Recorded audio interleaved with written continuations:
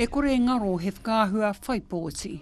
I've spoken to Willie extensively about how we see things with Te Ao Māori, and he also agrees with me that we're going to go and vigorously compete in all 7 of those Māori seats with a view to winning them all.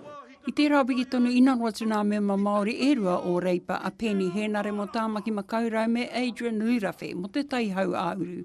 Ka rei ko atu mo te Pāti Māori. Clearly a very difficult waitangi for them. It showed that they still have some very big internal issues they need to work through.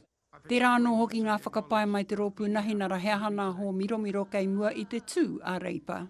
All I know is that it's very messy and, Chris Hipkins and other Labour MPs are on different pages when it comes to their attitude towards the Māori Party. Tāpiri atu ki tērā ko nā whakakanohe a te rōpū reipa ki te rā whakanui a Waipareira I te rā o Waitangi.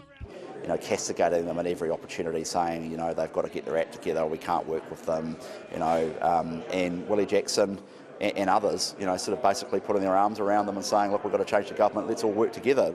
E kore hoki nā whakapai e mutu I reira. It's sort of like a peace and light and happiness parade, and, both those things can't be true. You're either working with them or you're not, and it's just really unclear. I mean, the reality is, if we're honest about it, Chris Hipkins will do a deal with the Māori Party to get into government, and that would be a disaster for New Zealand.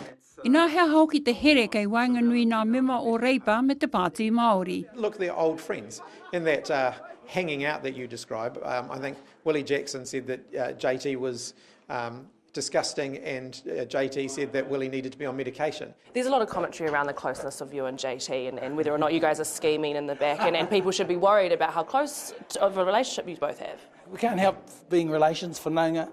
I give him a hard time. I tell him his Māori Party's in a mess, which was clearly the case at Waitangi. You had Rawiri doing a very conciliatory speech and Kitty giving it to Ngāpuhi. So, we're friends and relations from way back, and obviously we'll have when you're there supporting a great kaupapa, we'll have a bit of a jibe at each other.